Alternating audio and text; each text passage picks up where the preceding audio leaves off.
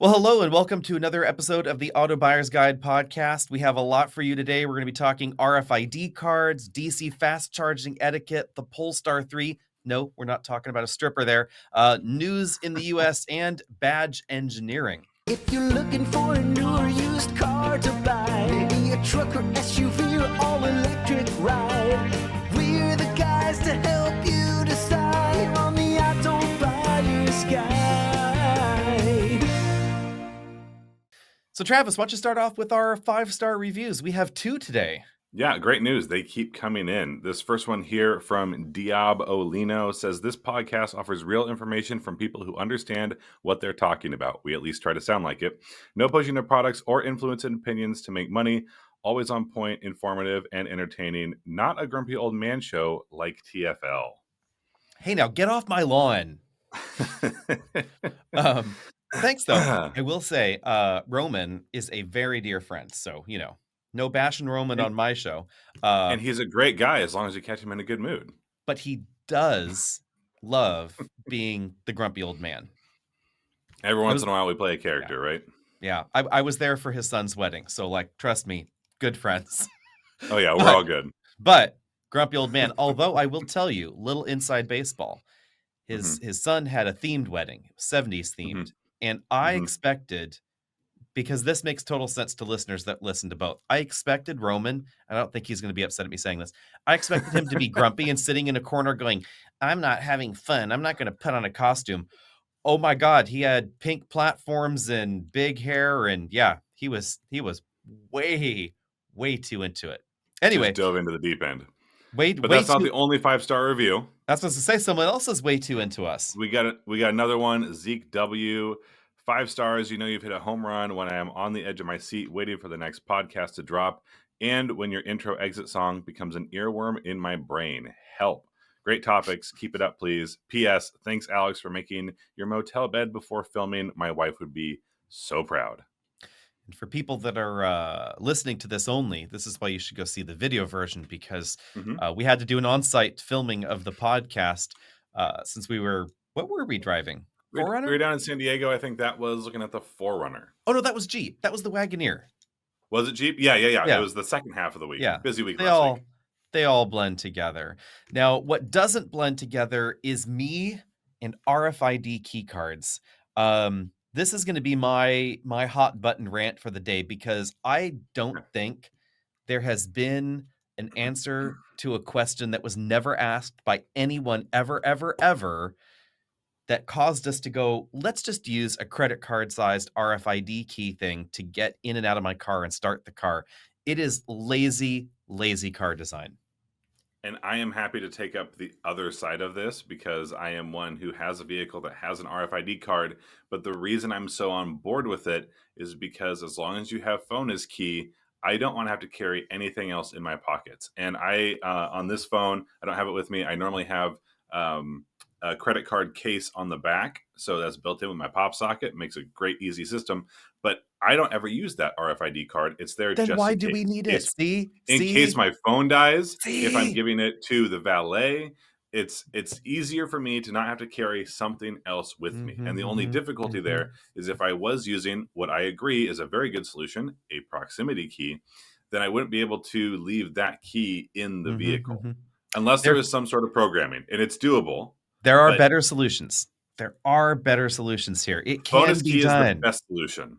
But then if you have that, you have to build passwords, fingerprints, etc. But if we're talking about a valet for just a moment, how do we pass off that password to the valet? Are we writing that on a little sheet of paper? That is just asking for it to get lost. That's Ford asking figured for it out. Something to go wrong.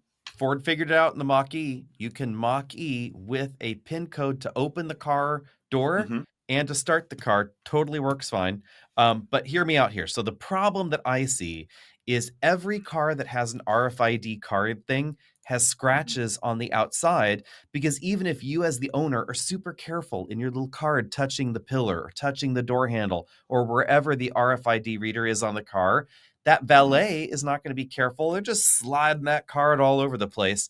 Good example, Polestar 3 we have in now. Guess where its RFID reader is?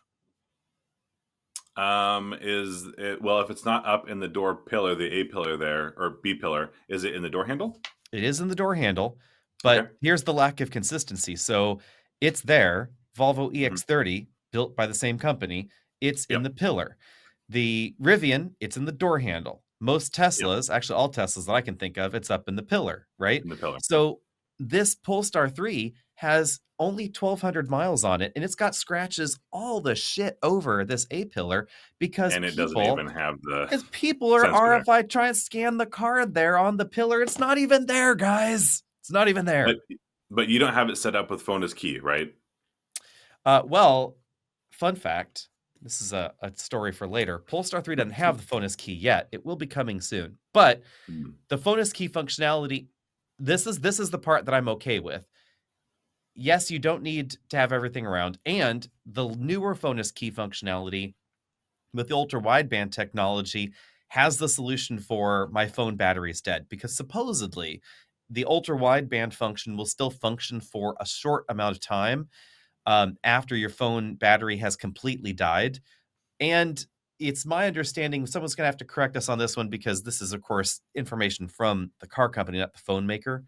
It sounds like some of these cars that will support ultra wideband phone S key technology will have basically like a inductive charging loop, so you can touch the phone Mhm. if everything goes wrong. You can touch the phone against something, but that Oh, would be a okay. last resort kind of thing. Yeah. Also, though, Polestar 3 has a really adorable chiclet-sized rechargeable battery proximity key that I Mhm. think is the best solution. It is so tiny and small. There's no reason why you couldn't just carry that around, with you in the Yeah, I car. would still probably not wanna carry it around if I could avoid it, but again, RFID card makes sense if its phone is key, and I guess if you are the person who ends up using valet a whole lot, then you say, "Hey, can I get that Mm, spare key?" mm. Maybe there is a specific spot in the vehicle that you can keep it that's shielded, or the vehicle knows that if phone key is active, then this isn't. That can be done in programming, um, Bad, dumb, as the stupid.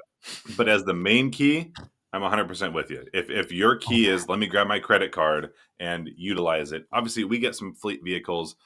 That's what we get on occasion. Here's your card key. This is how it works. We're treated as the valet in that sense. Sorry, I don't like that if you're using it as the key, not only is it key in, it's key to activate. So you have to put it yes. in this spot. And then where does it go as soon as you start driving and you forgot it was there? If it's sliding Mhm. around, and Goes yeah, that's a flying real pain. off in the car. Yep. It's almost always on your Qi wireless charging mat. Then you Yeah. gotta stick your Yep. phone in the mat, so you gotta stick the thing there, and then stick your phone in there, and you can't have the 2 there because then it won't charge, and then Hold on. when you actually take your car to the valet, which is supposed to be what the stupid thing is all about, then Mhm. they often lose the thing because it doesn't have a key ring to put on their key hook things. They're So all getting these better. They're valets getting have little plastic sleeves. bags and I'm like, Yep. "Oh my god, this is the thing that nobody asked for. Why do we have this thing? Nobody asked for it. We have to be careful Nobody." though. We're supposed to not be the grumpy old man show. Um, but You I know think I what? get your point. You know what you could also do? They could also have given you a little RFID fob thing, a Mhm. small, slim, sexy one with a With like a keyring thing on silicone it, but also with, exterior. with an actual, keyring hook on it, so you Mhm. could put it on your keys, and you could tap to open and start the car, but But I don't instead carry keys. instead, they give you the other one. Okay, millennial. I'm living in the here and now. I don't carry keys. Still need the keys. Still need these. Anyway, moving along, let's talk about another old man topic. Oops, we're gonna Mhm. lose our 5 stars. Charging etiquette. What steams you up when you pull into, I don't know, any public charger? Like what offends you the most? Okay, the one that offends me the most, and this is it's different than where you're heading. The one that offends me the most is not ICE vehicles, internal combustion, for those new to the terminology. ICE vehicles blocking EV chargers. I thought that was my most frustrating. It is not. It is EVs sitting in EV stalls, not plugged in.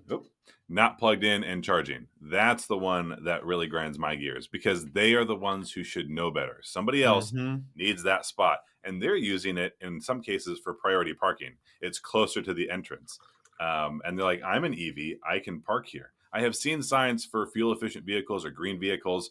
That's your priority parking spot dedicated by this company. You Cannot park here unless you are charging. That's the one that drives me crazy. Yes. So we should go over our basic etiquette rules. Only Mhm. park there if you're charging. Try and use the appropriate charger. Try and limit your time. Be mindful of the people around you. If you need to charge to 100% and you're on a road trip, hey, that's fine. Do it. But don't just Yep. camp out there every day when you're doing it. Those are sort of the basics. I will say at the mall, not too far away from here, the one that's still hip and happening in the Bay Area, Valley Fair, Mm. they have a big EA station at the back. And I remember being there one day and many things had occurred. So Mm. in this one single session there, someone pulls in a Tesla and they're like, I heard I can charge my Tesla here. And I was like, well, do you have the adapter? And they're like, yeah, I have, an adapter. And they pull out their J1772 Yep. adapter. And I'm like, Their well, level two that's, adapter. yeah, like that's not the right adapter. Also, technically, probably yes, although Tesla's not officially saying yes for America yet. Like that's a South Korean adapter. And do you have the South Korean adapter? Because I knew someone that bought one and Hmm. flew there, bought one, flew back, and was charging their Tesla with it. I'm like, I know that works, but do you Hmm. have one? And so he spent, I kid you not, 20 minutes there plugging it Hmm. in. I mean, I'm like, it doesn't even use the same pins. Like you can see the other Yeah. pins that are down there. Those are what you need. It's not Yep. not connecting up here. And what do Um, you know? yeah, what do I know? And I'm like, I'm just trying to help you out. Also, there's a Yeah. Tesla Which charge which station. happens, and Yeah, that's great. Help other EV owners who are new and. yeah. But yeah, carry on. Same time, an XC60 recharge plug-in hybrid pulls in, Hmm. parks in one of the stalls. Hmm. Guy just walks into the mall, and Yep. someone else when a guy comes out not that long later, he's just like using it as like, I don't know, whatever, priority parking again. Someone Hmm. else comments to him, you can't DC fast charge that, and that's just for DC fast charging. He's like, no, it's a parking space, and I'm an EV. And he's like, no, you're a plug-in hybrid. You have a Yep. plug-in hybrid. This is not an EV, and besides, you can't DC charge that thing. But the rest of us, we'd all like to use the thing that you're hogging over there. So that's two strikes. One for your car can't charge here. Two, you're not an EV. Three for the attitude. Three strikes and you're Yep. out. And then the other things, we'll just say these are less hot button issues, but one ground my gears this morning because I was trying super hard to get a clean DC fast charge run in the For Polestar you, the 3. viewers. For you, the viewers, the listeners, etc. Hmm. And the reason here is we only have the car for a week, so there are only so many times you can DC fast charge something with 300 miles of range. You got to run that battery down. So I mean, like it was 38 degrees last night. I had to just leave the car in the driveway with the heater set to 80 so I could get the battery low enough to try and DC fast charge it Yep. again. Because we tried DC fast charging at a Tesla station. We wanted to see what the difference is here. Um, and turns out it is actually faster, interestingly, at the EV Go station rather than using the adapter. Story for later. Mm. But plugged in, and this is in a place where apparently there's a sea of BZ4Xs. Who knew? I never knew there was a sea of BZ4Xs. They must all live Yep. in Milpitas. That is Okay. where they have all gone. There were 6 of them there. I was like, That's wow, a lot. all charging That's a very lot. slowly. Poor little things. So I plug in, Polestar 3 shoots up to the promised land of over 200 kilowatts, hanging out there. Cadillac Lyric pulls in. He goes to the other charge pillar, and I'm like, thank the Lord. Pulls in, looks around, pulls out, pulls right next to the shared power station that I'm using. Hmm. And I got out and I was like, oh, just wanted to let you know that if you use this one rather than that one that's free over there, we'll both charge slower. So since this one pillar, a lot of the EVgo stations are like this, they're shared power. So Hmm. 350 kilowatts maximum split between two sides. So they'll both charge, but you get lower power output on both of them. And I'm like, you're going to charge slower here. I'm going to charge slower here. But if you go over that one that's open, we'll both charge faster. So I'm trying to negotiate. Hmm. Like, it's good for you. It's good for me. Hey, you were already Hmm. there. Hmm. And he says, kid you not, I like this one better. I've been that other one. I like this one. Does it have a problem? Is it not charging right? And he's like, no. I just like this one better. Does the other one not spark joy? I don't. You can't argue with that. So what Yeah, am I gonna no, do? yeah. So And sure enough, yeah. he plugs in, my charge rate just falls through the floor. And I'm like, well, this is not good for the whole purpose of this.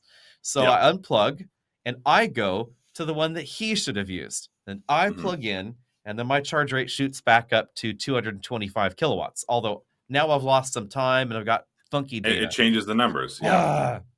So then I'm charging along nicely.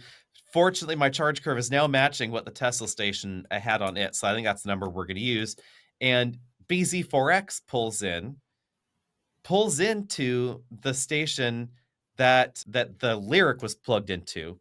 I'm like, Mhm. well, that's good for them. They both deserve each other. Alex is probably in no way miscategorizing. Uh, he is a very nice man if you meet him in public and he's trying to give you some advice. That is not something that he starts throwing Oh, elbows inside and voices. whatnot. Inside And voices. we take it upon ourselves to try and do some education and some assistance when we can out in the real world. But yeah, that one's frustrating. I real quick, I was bringing that Volvo C40 back down to San Jose. I was at a charging stop. It was completely empty when I got there. I was sitting there at a 350 kilowatt station. Obviously, that is not getting anywhere near that, but that's just the one that was there. And I was really trying to see if I could peak over 150, which is what the other Mhm. one was doing. No problem. Have an EV6 pull in and pull into a spot and just wait because they were trying to use one of the 350 kilowatt stations. It was clear that they wanted one of those stations because obviously they can charge that fast. They are really going to get the benefit of that. Mhm. But the problem was they did not know how much capacity we had or where we were at because that car charged very slowly. I was pretty low and I was going to need to be there for a minute. And the other vehicle, I hadn't checked either. So it felt like they were waiting for one of us to move so they could charge faster. But ultimately, they would have been Yeah. their stop there would have been the same if they had just plugged in when they got there at the slower one. What's more interesting is that there also was another open 350 that was right next to me. Between the two vehicles, it seemed like they Hmm. were waiting for, and they chose not to pull into that, which felt strange. And when I pulled away, they sure enough went ahead and backed into my spot. So Yeah. charging That can is be a an little bit oddity. funky sometimes. So Busy Forks, dude, Yeah. he pulls in next to the Lyric and then seesaws out, and then decides to go, no, he's going to use the one that I'm in.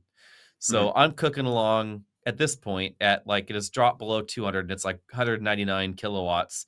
He Mhm. plugs in, and then of course my charge rate goes down to 150. I've got a friend who's got a Bolt, and that peaks at 50. I mean, that's its max rating. But the difference is that's a vehicle that he bought used for like 17,000 $17,000. Um, Mhm. and it hasn't really depreciated a whole lot since then. Hmm. So Hmm. even though he's taken a hit, he doesn't do much traveling. And honestly, his longest drive is down to come visit me in the winter. But good news, he can charge when he gets here. And Oh, Alex, do we have any merchandise I will, that supports and I will honors remind that you of the all. Busy Forks? Yeah, I will remind you all that this is available in the merch store. It's a Busy Forks shirt, and if you look closely, it's all forks. See, all Hmm. forks there. And then below, Yeah. it has the fun tagline, which I think that Toyota should use. It's the ultimate driving utensil. So, And in case you're wondering, it is not uncommon for us to pitch alternate names or suggestions to these manufacturers. So far, I haven't seen one that's been picked up. We did it with Jeep the other day. although But if it you know happens, it what, happens. their head of PR for North America did think that E by E was a fantastic name. So, Yeah. you know, So we told them where they can send the royalty checks, but we'll see if it makes it. Again, it's just for the people because E by mhm, E, the mhm, Grand Cherokee mhm. E by E sounds a lot better than Wagoneer S and creating a lot of confusion. Also, if Now, you're interested in the merch store, let us know because that's something that we want to know if we should make more interesting things, or if nobody's interested. yeah, we need to revamp our merch for the spring collection. So we Mhm. are open to suggestions. Now, before we move on, Tanks, one short last shorts, that sort of thing. one last charging etiquette thing that I should mention. I found myself being one of those people that would never say anything to anybody at a DC fast charging station, but had always thought to myself, well, why is that person in that charging stall? I was feeling very superior, in Hmm. my EV, whatever it was, going, well, I would never occupy a 350 kilowatt station in an EV that charged so The slowly. lowly. Yep. Uh, Turns out I was wrong because if you are in all of those lovely Chevy EVs with the Hmm. small battery pack, you actually have to occupy a 350 kilowatt station in order to charge at 150 kilowatts, just because of the current required. So, you know, be kind and just think about the situations that people might be in when they're charging. But I don't think it's inappropriate necessarily to be friendly and say, how much longer are you planning to be here so you can know, Ask a question. yeah. Yep. Asking is Be better than kind. assuming. And I think my sign off on that one is if you are taking a significant trip in an electric vehicle, make sure you plan for a little bit of a buffer in time. Don't go with what the car says. Give yourself some extra because the charging speed the vehicle assumes it's going to Mhm. hit is not always going to be the one it assumes to hit. And that's not necessarily the vehicle's fault. That's not necessarily the charging station's fault. But yeah, if you're on a big road trip, make sure you give yourself lots of extra time just in case. Yep. Now it is time to roll through the news here. The Volkswagen ID.7. It was supposed to come to America. It was paused, delayed, whatever you want to call it. Volkswagen has now said it has been canceled due to the ongoing challenging EV climate. Is this the first Volkswagen electric that has been significantly delayed and then, well, starting was significantly delayed in the last couple of years because it feels like it is not. I am surprised that they're saying the ongoing challenging EV climate and not the ongoing challenging sedan climate, because let's be honest, nobody's sedan is really flying off the shelves. No, not really. Especially not even like not bigger sedans. I mean, I think Mm-mm. if and I'm guessing I don't have the numbers in front of me, but I would guess the fall of the sedan hits harder on the large sedan end of things than the small. Some of that's affordability. Some of that's if someone's looking for a bigger vehicle. There are tons and tons and tons of crossovers and SUVs that provide more space. I'm not terribly surprised, but it's something that I wish they would have pulled the plug on earlier instead of just kind of keep dangling this carrot. Here's this thing. Here's this thing because that feels like more of a letdown than, by the way, we've looked at the market. We don't think it's Mm-hmm. here. We're building this vehicle. It sells elsewhere. If for some reason it's there, we might bring it. But again, it's just sort of it's been dragging on for a while. Yeah. And I've seen a prototype. I mean, at auto shows, they've said, "Hey, here's our i7." It's like, Mm-hmm. why are you going to show me Mm-hmm. this? And it's never going to get here. What I really want is for Volkswagen to bring back the Touareg. So, let's just snag that one from Europe, bring Mm, it back. Let's have some Touaregs again. Fun times. Also okay. on the news, full self-driving. Yeah. Is it though? So Tesla's got some updates and says the supervised full self-driving is making its way to unsupervised full self-driving. That includes again, I think this is from the earnings call. Includes the rollout of the unsupervised full self-driving as a service. I think they're going to be doing some Mhm. beta testing there, some pilot programs in Texas somewhere. Um, but it turns out that my vehicle, 2023, is going to need new hardware to do the full self driving, which is not what was originally insinuated that my Yeah. vehicle would be able to do that. And then it turns out, my understanding is that the don't worry, if it needs new hardware, we can just swap in the latest one. That doesn't sound like it's totally accurate either. Yeah, it's a little unclear. It sounds like there will be an upgrade path, but it's not simply swapping what is currently installed in the Model Hmm. 3 and Model Y into the older 3 and Y. It sounds like a new computer will have to be designed to function with those old cars, to Hmm. function like the new ones. And it's unclear as to whether or not we'll need new cameras or additional sensors or whatever. But I am interested in this because the whole ethos had been this promise of high levels of automation. And this isn't Tesla's first rodeo at hardware swaps. It's Nope. been a thing for Model S and Model X for a while. Hmm. I mean, the difficulty here is, well, I guess good news. I did not buy my car ever assuming that it was going to drive itself. But a lot of people did. I mean Hmm. that was basically the promise. That was, by the way, this car will be able to do blank. Um, but not only do I need the new hardware computer, it sounds again. I say it sounds like, and the problem is for us, in case people are wondering, Tesla doesn't have a PR person or a media contact that we can go ask these questions to.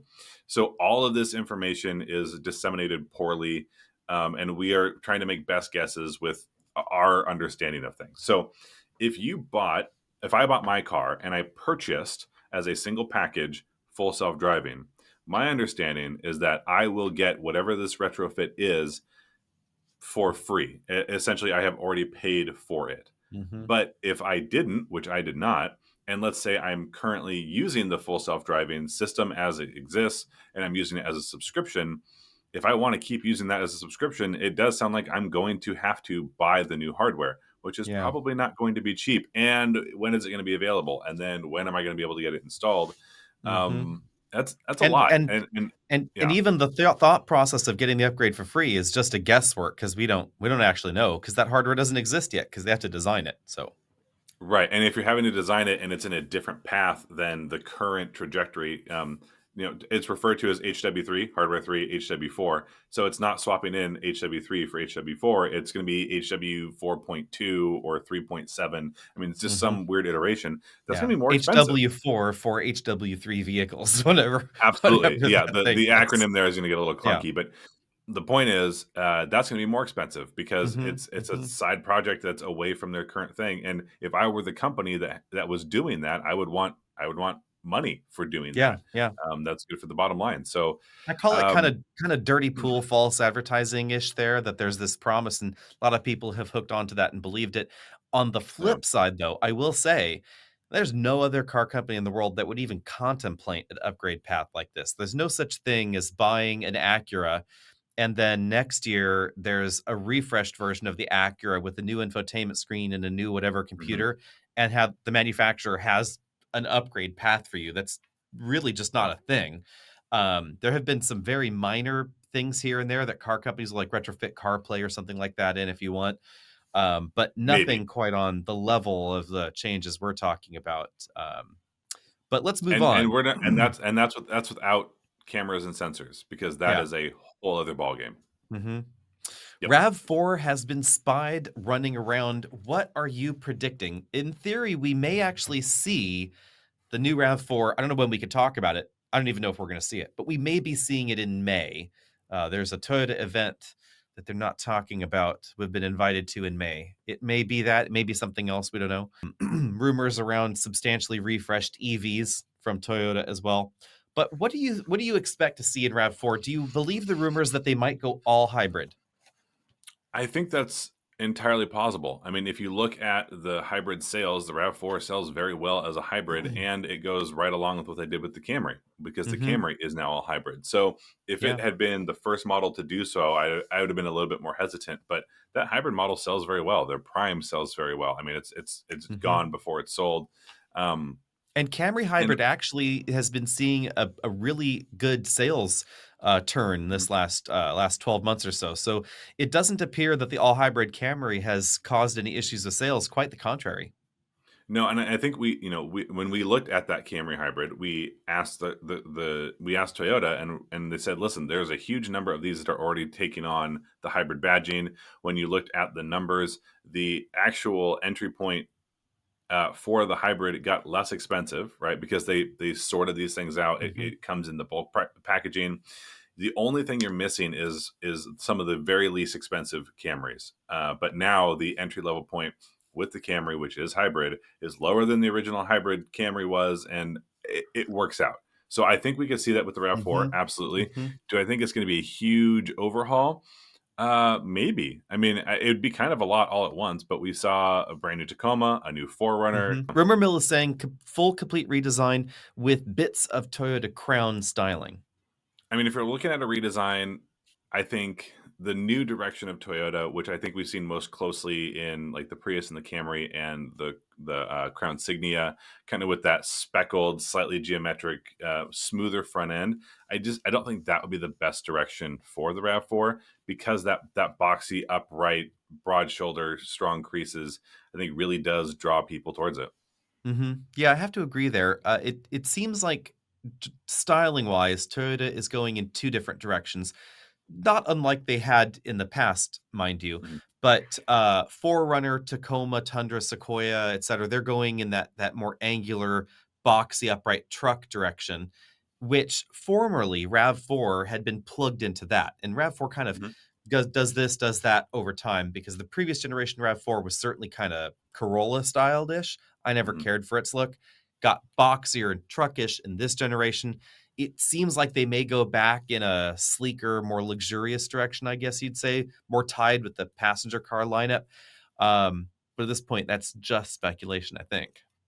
I do think that they can go three directions and not just two, right? So if you look at your Prius and Camry as more of that sleeker, again, kind of an interesting front end, but they've got the light bar, they've got sort of that geometric punch hold for what would be the grill, Mhm. and then you have the big trucks. Well, then in that middle ground, I'd say like a Highlander was on the smoother end, but then we got the Grand Mhm. Highlander, and that was lined up really well with something like the Rav4, and so it can be that middle ground.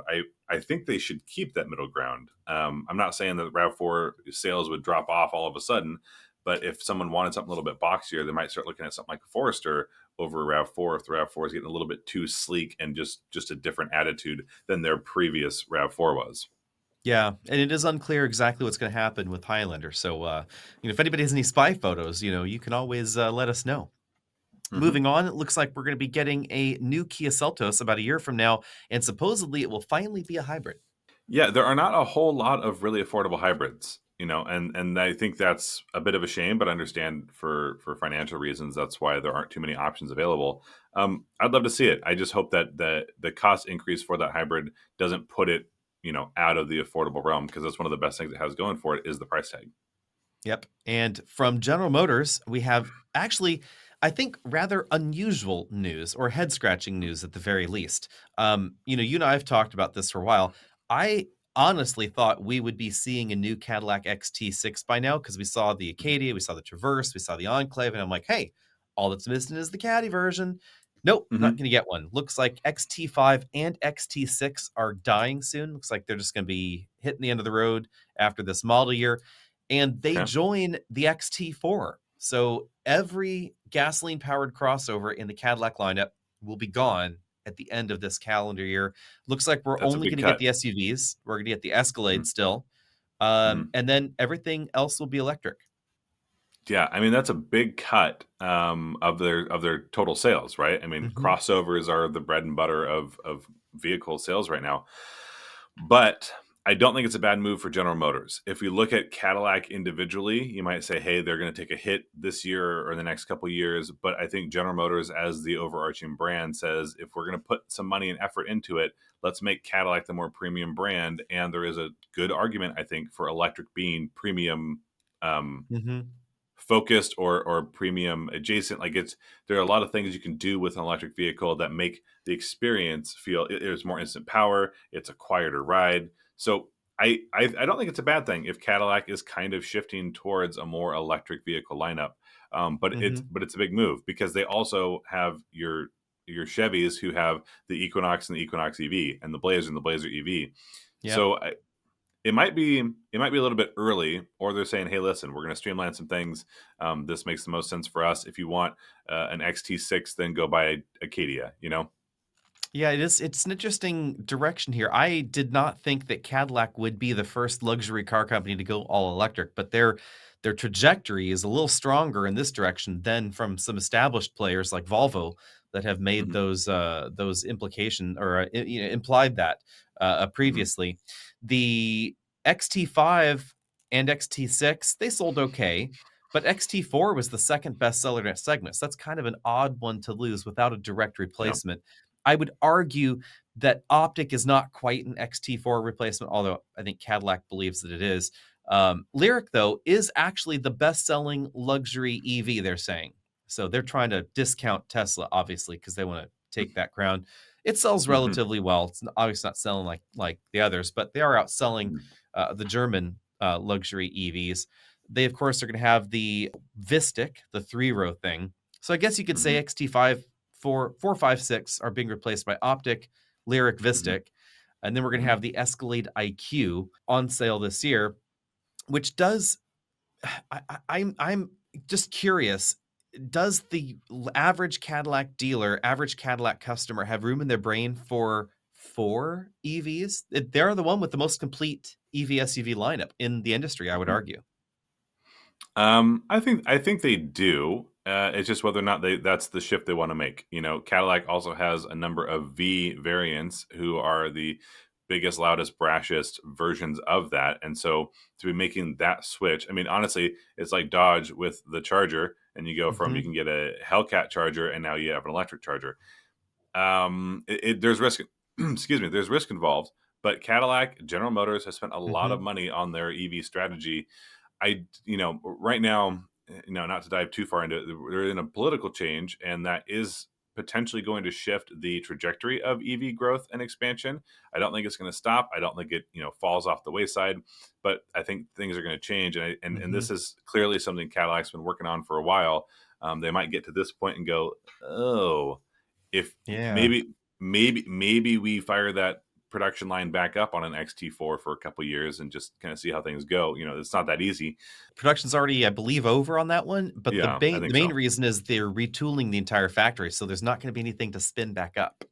Right. So they're condensing things, they're making the shift, and that's great for cost. That's Yeah, because and that General factory Motors is gonna be said, making the Bolt.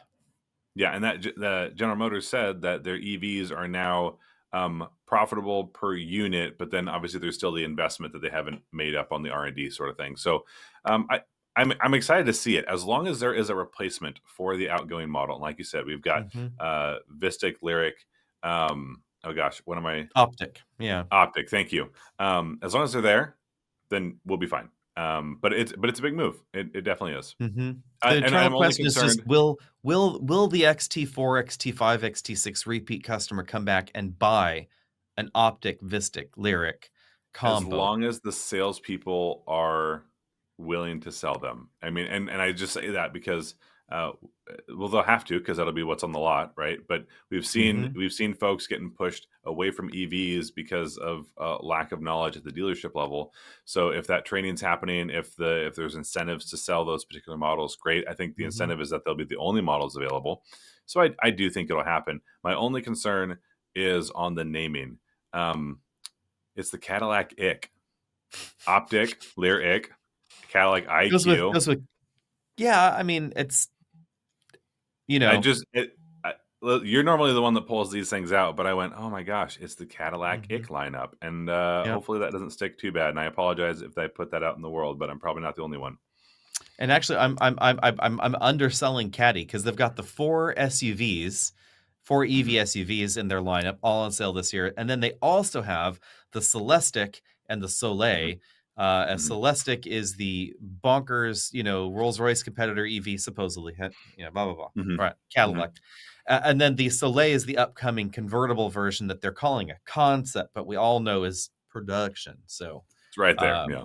it's kind of it's kind of a given there. The So only thing I'm disappointed is that there isn't a Cadillac an Escalade EXT with that yeah. blue E, and, it's okay. I'll survive, but, that way Mhm. General Motors would have 4 electric trucks. And our last news item here is General Motors and Hyundai are doing a collaboration on, commercial vehicles, seems like. Yeah, and this one was kind of interesting to me. Obviously, we know that Hyundai builds quite a few electric vehicles, and they're pretty good at it. Internationally, they also build more commercial electric vehicles, and we're looking at a world where, especially here in the U.S., where commercial vehicles are some of the first ones that are being asked or encouraged to shift to electric, and that's where you're going to get the biggest impact on Mhm. footprint because those commercial vehicles do a lot more miles than your and my daily vehicles tend to do. But General Motors does have a commercial branch for electric vehicles. It was brought back in house. It's called Bright Drop for those who may not know. And right now, their big seller or their big model is basically like the Rivian Amazon delivery van competitor, but they don't have Mhm. things on the smaller end. So it looks like there's conversations that have been going on for a while with Hyundai to bring some smaller commercial vehicles over. I think that's overall a good thing. It's great to see collaborations. But the first thing I thought of is, it's called badge engineering, which really means, hi, this is my model and we're switching it over. We've seen quite a bit of that. General Motors is doing it right Mhm. now with Honda. So Honda's the one doing badge engineering. So that Prologue and the ZDX are both General Motors products Yep. with different bodies on them and obviously different badging, but everything underneath is the same. What have been some of your favorite badge engineered models, Alex? Yeah, and before we get to that, which we will in just a second, Okay. we should clarify for everybody out there, the difference between badge engineering and platform sharing, because these are two different Yes. concepts you probably hear a lot in the industry. And then there are some gray areas between the two. But a classic example of badge engineering is like everything that Ford, General Motors, and Chrysler did in the 1980s, where you had a Dodge this and a Chrysler that and a Plymouth that. Like Plymouth Voyager, Dodge Caravan, badge engineering. Exactly the Yep. same thing, logo change, very minor logo change as well, because even a lot of the logos were just the Pentastar. So like only the cheapest of logos changed. Hmm. Um, and then platform sharing is more like what we see Yeah. under modern Volvos. So Mhm. everything that Volvo does, the classic core Volvos, is on two platforms, small and big. So S60, V60, XC60, S90, XC90, V90, they're all very closely related with one another. And so lots of key components are shared. Things like the suspension housings, the mounting points, rather, actual suspension designs, crash structures are common between these vehicles.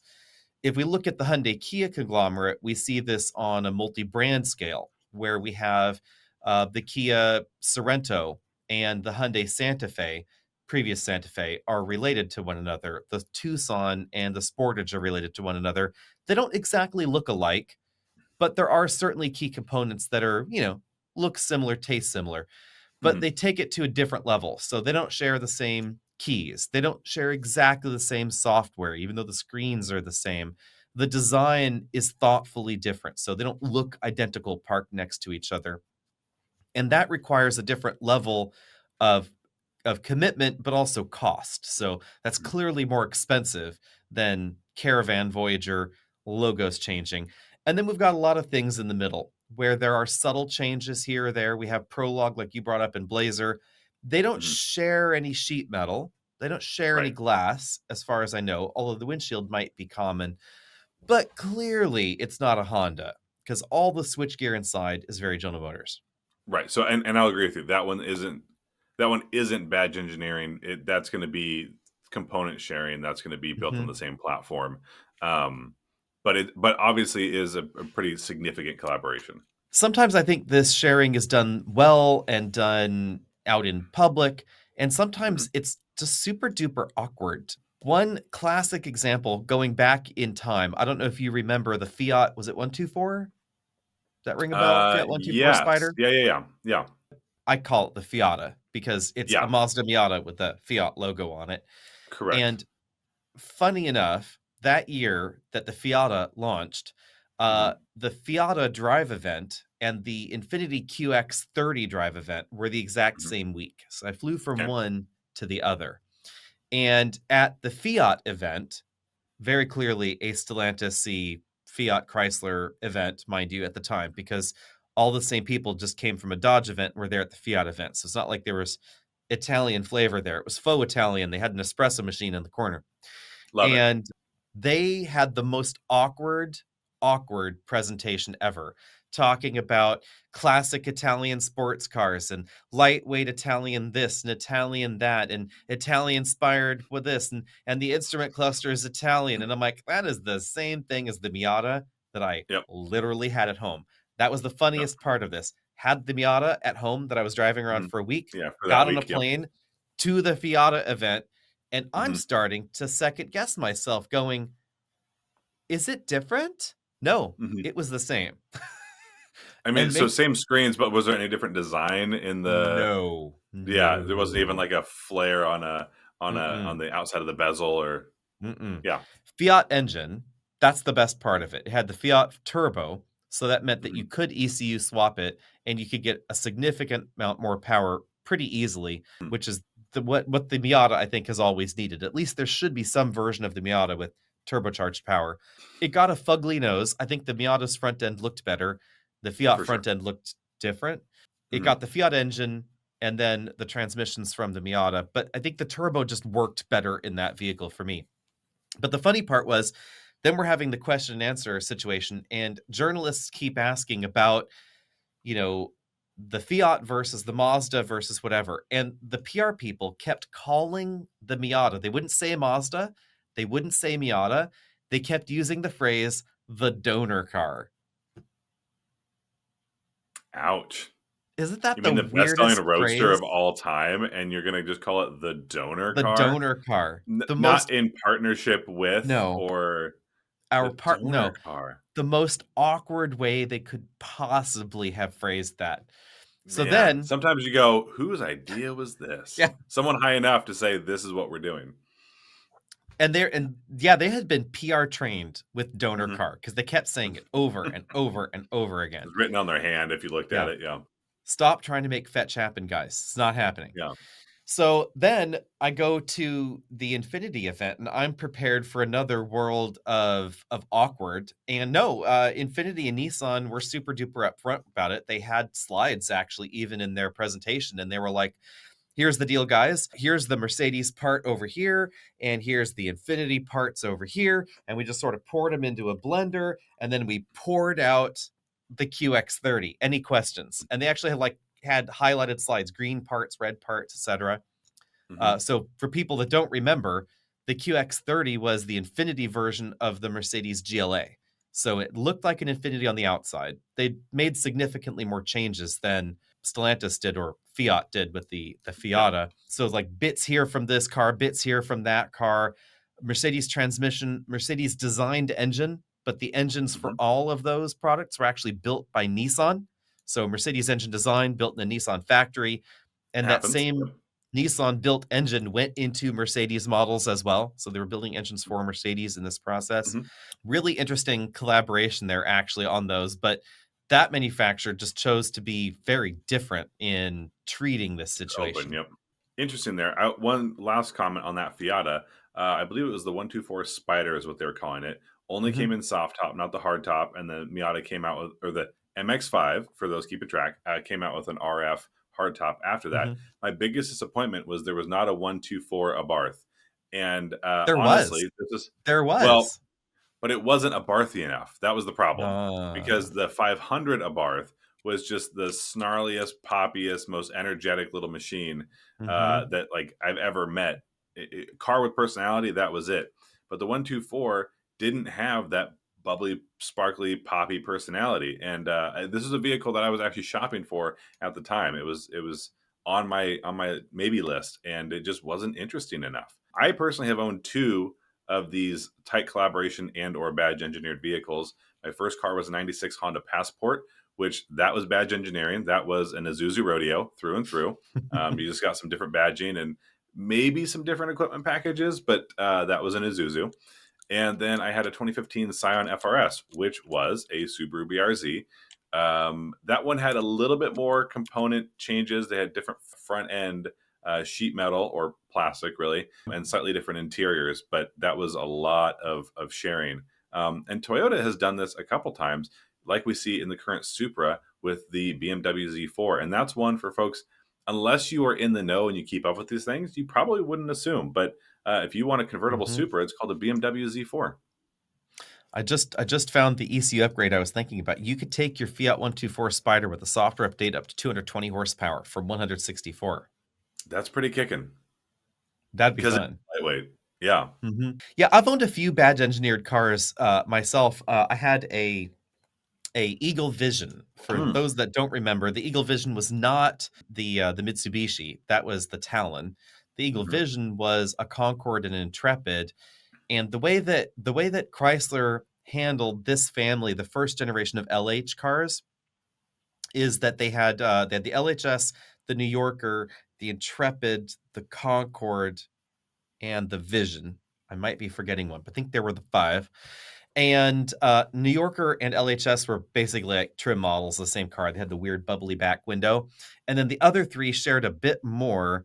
The Vision was the shortest of them because they wanted to sell it in Europe. So it had to be sport tuned and tidier dimensions. That way it could be sold in For Europe. sure. And it got amber turn signals. You know, you love me. I love me some amber turn signals. I know. I know. But basically, what they did was they designed like two or three different parts for critical components, like two or three sets of instrument clusters and dashboards and this and that, and then they mixed and matched them among the five cars. So they were like Perfect. a few different It's a headlights and different model. Yeah, it's like, this one gets the headlights from that one, and the grill from that one, and the instrument Mhm. cluster from this other one, and you kinda just, mix and match them so that way they feel a little bit different. Perfect. Nothing can go wrong there. But if you didn't like the headlights, you could probably find a different version of them somewhere else that would be Mhm. relatively plug and play. It's not the worst way to do it. It's not as egregious as classic '80s badge engineering, but it's not Mhm. quite as special as modern platform sharing. Um Here's the big thing for me. Like I said, I own that FRS, and I absolutely loved that car for everything it was and everything it wasn't. But that Mhm. would not have existed without that partnership, because Exactly. a two-door, small, sporty vehicle doesn't tend to sell well. I'm glad that Miata got a partner, because that helped that Mhm. Miata exist, and it should exist, but it Yep. it just doesn't sell in large numbers. So the And BRZ Mazda was upfront 80. about that too. Yep. Yep. So the BRZ and 86 still exist. That's awesome, because again, I mean, at Mhm. that point they're not making major changes, but it still exists and people can drive them. That's amazing. The Super came back. It would not happen without that BMW partnership. So we tend to see this a lot Yep. in some more specialized vehicles Yep. that people go, "Oh, I don't like that." Well, then you either take Yep. it as it is or do not have it at all, because it just wouldn't happen. Yep, and BMW again upfront on that too, because BMW said publicly if it wasn't for Toyota's money, Hmm. Z4 would not have existed because Z4 was already scheduled to be canceled when Toyota came in and said, "Hey, let's do this thing. We'll pay for a lot of the development." So basically, it's BMW's parts bin and developers with some engineers from Toyota involved in their side, of course, but mostly it was Toyota's money to finish the development of the vehicle and, of course, the production of Supra and Z4. And developing a brand new car platform like that is expensive. Yes, there are obviously a lot of things that are shared with other BMW models in the Z4, but it's so much smaller and so much more condensed that it's not like they could just shrink a 3 Series or a 4 Series and make it work. It's more Hmm. complicated than that and definitely quite expensive, especially for such a low volume vehicle. Yeah, so I'm glad they exist, because if they didn't, our vehicle automotive landscape would look very different. Mhm. And as long as it's done well, so let's say you wanted the Super to drive X way and you want the Z4 to drive differently. Well, as long as they've got the different suspension components and tuning built in, you can get those things, different steering ratios, and those are some of the Mhm. easier things to do. But the powertrain, the frames, the overall shape and design, yeah, it's we live in a Mhm. world where that kind of has to happen for it to work well. um thank God they're here. The company that does platform sharing, because again, not badge engineering, but does platform sharing the best, truly, I think, is Hyundai at the moment. When you look at a Stellantis product, I think they do a reasonable job of this. Obviously, Hornet accepted, because Hornet and that Alpha, woo, they are the same thing. Honda obviously does a lot of sharing. Honda will try and argue up ways, down ways, side to side that an MDX is not a pilot, that they're not related. They claim they ride on different platforms. This is utter nonsense.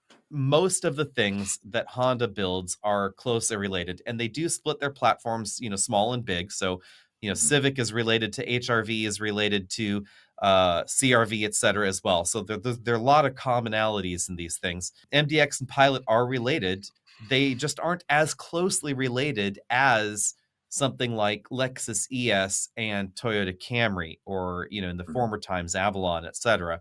There are relationships that are distant and relationships that are close together, but they're still unquestionably related.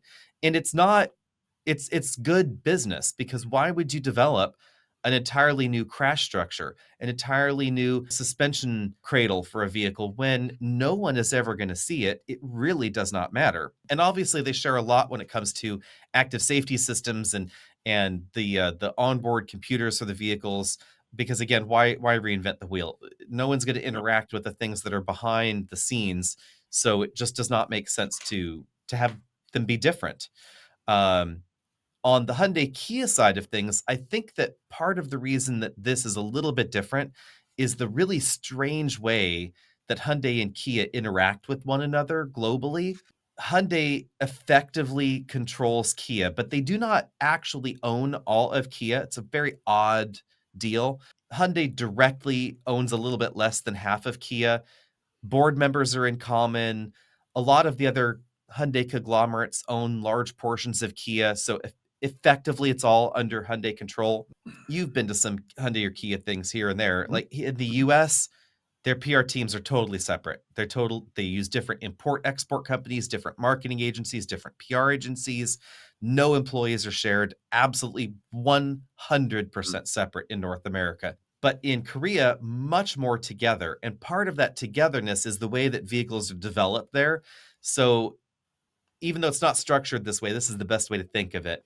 It's as if the two companies have a communal third arm that researches and develops electronic systems and crash structures, engines and transmissions and things like that.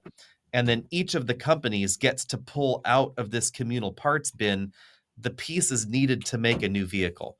So when Kia's out there looking for a new Tucson, or sorry, Hyundai is out there looking for a new Tucson to build a new Tucson, and Kia is looking for the Sportage, Mhm. they're pulling all the parts out of the bin, the hybrid system, the plug-in hybrid system, the platform components, etc. And then they're designing the outside of the vehicle. Now, there are certain employees that are shared, but they tend to be at very high levels. And they're up there going, no, I think that looks too much like the other thing. Maybe we should go in a different direction. So there is like a Wizard of Oz up there or a puppet master, Which however you want should to do be. it. I mean, it makes sense, right? Right. Yeah. Going like, let's make our products look a little different, feel a little different. And the chairman apparently of Hyundai kind of likes it that they fight. So that's kind of also Mm. handy. It's been some interviews with him, and he's talking about like brother sister kind of, Iron sharpens relationship, iron. sibling rivalry kind of thing. And he Mhm. apparently likes that there is this rivalry because he thinks it makes for better products. I would Okay. say that I kind of agree with that So far, so philosophy. good. So Yeah. far, so good, Yeah. right? And he does not mind, and this is, I think, why it's different. Hyundai and Kia globally and internally don't mind if their products compete with one another. Hmm. And And you see a lot of that in like yeah. General Motors where they are structured out to not be in direct, competition. You'll Mhm. get some high trim, low trim overlap on models, but besides that, it's pretty spread out. Mhm. And if you think of this, the vehicles that are shared, common platforms across, like you talk to them about Camry and ES, and they'll be like, "Oh yeah, there's no cross shop." Well, there's probably cross shop at the bottom and low end of the one and the other. Yep. Ditto Pilot and MDX, Mhm. RDX and CRV. This upcoming, Integra Type R, I ADX. should say, and Civic Type R, Type Yeah, S, yeah. Type R, the Mhm. ADX, HRV pairings that are. There's obviously going to be cross shop among these things, Yeah. especially in combined brand dealerships like the General Motors dealerships where we've got Buick and GMC and things like that together. And often your Hyundai Um, Kias are across the street. Hyundai Kias are across the street, but with Hyundai and Kia, they know that they compete and they don't mind. So a little bit of fun inside baseball on this. I always thought that maybe there was more to these details than meets the eye. But when Kia launched the K900, if you recall that Mhm. blast from the past, the very first I do. generation, Genesis had just started being a thing, and it wasn't even Mhm. spun off into its own brand. So Hyundai was trying to have a more premium thing in North America. And the K900 gets shown in, I believe it was New York. Someone will correct me down there, I'm sure. But I won't use names actually. I was going to, but I decided against it. Just I don't want to upset anybody here because I think this is just so funny that the story needs to be told. We can't To share all the inside baseball if we share Yeah, too much of the I am inside in baseball. I am in the back seat and I was fiddling with something on my phone, and the K900 had really dark tinted windows in the show car, so probably they couldn't see that I was in the back seat. Hmm. Two Hyundai executives, very, very, very nosebleedy, high-end North American Hyundai executives, hop in the driver and front passenger seat. They're in mid-conversation. Mhm. One says to the other, he's swearing, "I can't fucking believe they let Kia build this thing. This is such fucking bullshit." I mean, they're just like swearing up a storm, just like, "How dare Kia? This is our thing. This is our V8 engine. This is our Oh boy. platform, blah, blah, blah, blah, blah, blah, blah." And then they popped in and popped out and didn't know I was in the back. So there was Oh no my like there goodness. was no turnaround, shocking moment. Yeah. But I thought to myself, I'm like, "Oh my god, it is true." And it was funny because in public at Hyundai events, Uh-huh. there was a much more muted version of that, obviously. Mhm. They weren't gonna be that upfront, but they were Yeah. tight-lipped and, That was a very mm, candid moment that yes. you were privy to. Yeah, and the K900 didn't make any sense for North America. I thought it was hilarious because it was funky, funky, weird, big, floaty Mhm. thing. Then they had a second version because, why not? And now Genesis is its own brand, and also, obviously talking about Kia Hyundai, but don't forget Genesis is using some of this parts bin as well, but Mhm, a little bit less of it. So still getting some of that benefit. The last thing I want to touch on, we talked about Honda does this between your Hondas and Acuras, and for folks who have kept up with us for a little while, I'll admit I do my best to keep it out of it, but I am a bit of a Honda fanboy. I've been a fan of a lot of their cars, especially growing up with them.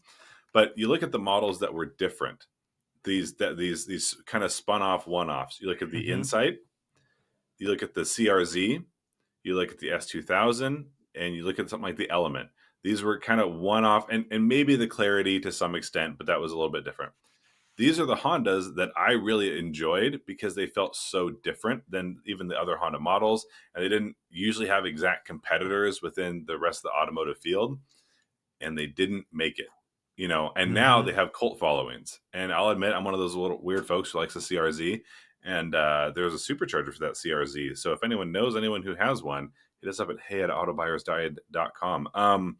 But there's the Element, huge fan base for that vehicle. Mhm, But it was mhm. so different. It used so few parts of any other Honda model that it was like it had to sell really well to justify its existence, and it Yeah, didn't. and it just did not. So we get some of those models and you go, oh, that was cool. And it's like, yeah, but it was really expensive to build, not because it's so expensive, because it doesn't have the cost savings of some of these other models. So Right. it's a shame, Now this but here we are. this leads me to my last question, Honda fanboy. And Yeah. we'll end with this one, I promise.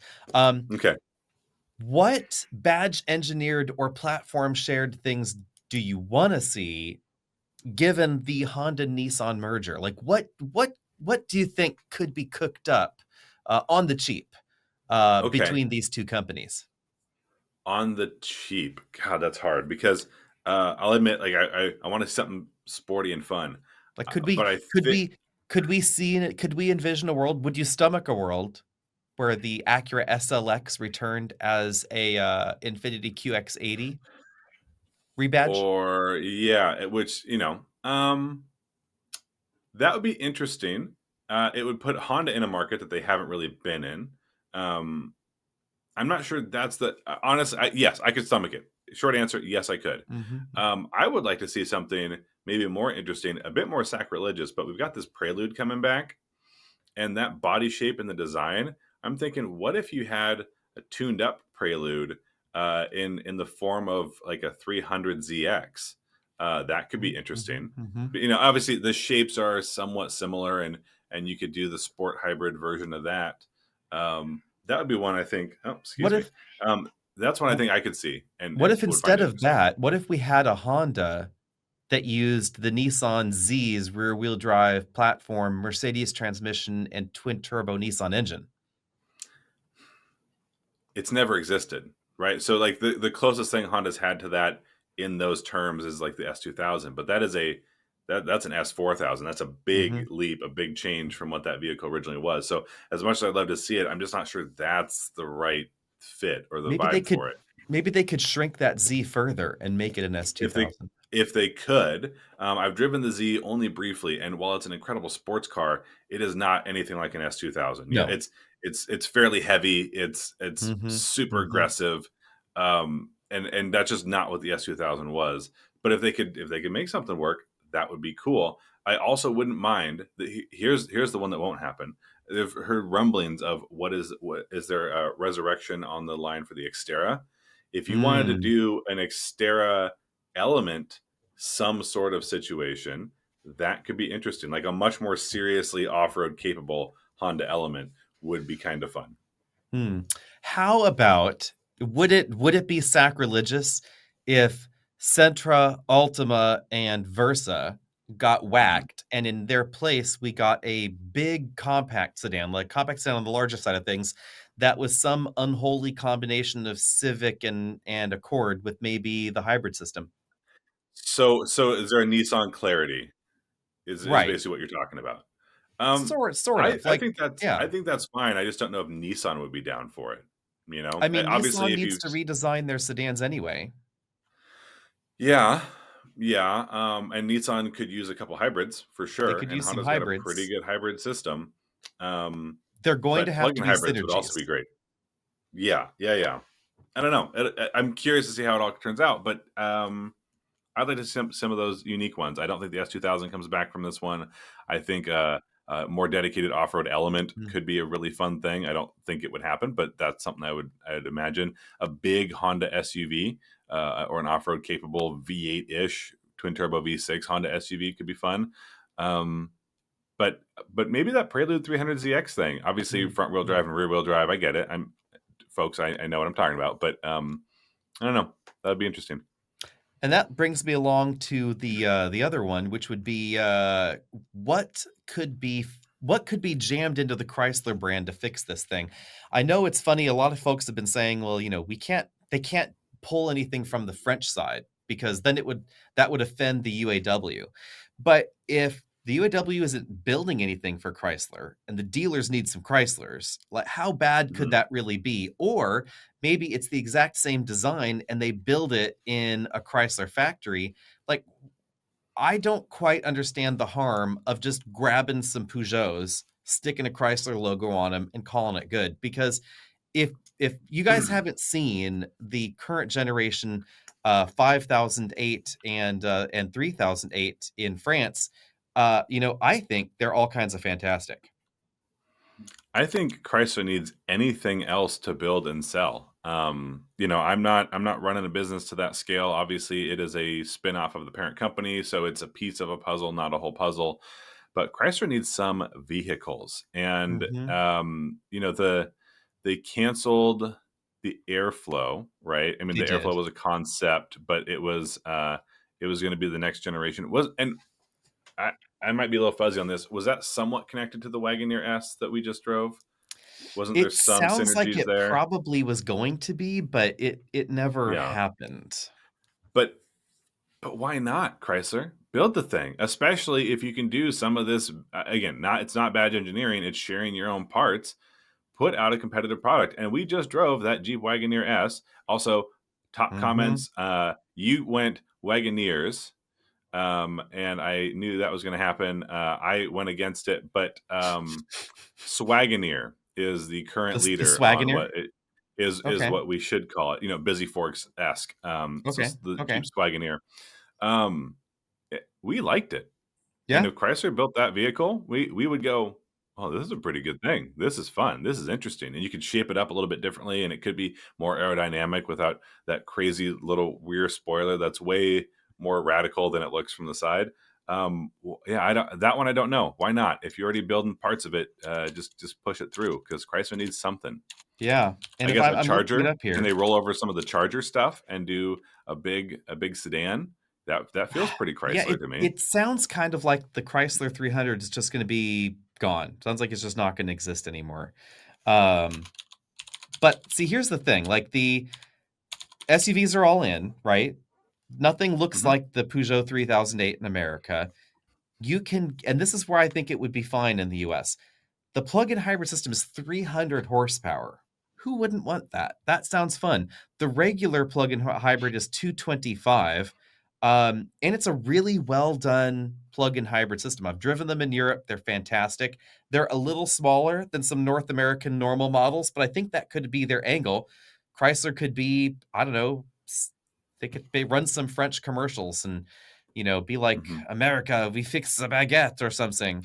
Um, You think they would embrace the French Connection? I think that's they one that they bury deep and just go, "Here's our new car." I think you could do that. I mean, a little bit of egalite, liberté, Mm. fraternité going on there. I'll tell you, I see a lot of Nissan Aria in that 3008. It is a fantastic look, and there is the 5008, ditch the third row. make it the bigger 2-row. Fantastic. Same plug-in hybrid systems already exists. Let's just build more of them. Yeah, but Chrysler is 2000 and late. You know what I mean? Yep. Any rate, let us all know what you think about that down there in the comment section below. Hit the subscribe buttons if you haven't already done so. Find us on all 5-star the other reviews. things. We'll read them all. Yep. Leave us those 5-star reviews. We do read them. We love them. And of course, tell your friends about us, because that is supposedly the best way of finding a podcast is ask Thanks your for friends tuning what in. they're listening to. So, see you later. Bye, everyone. If you're looking for a new or used car to buy, maybe a truck or SUV or all-electric ride, we're the guys to help you decide. Here on the Auto Buyer's Guide. If discussions about donuts in the parking lot is what you came here looking for, well then my friend you're lost. Because our very human host Alex, we swear he's not a boss. Does he respect the cars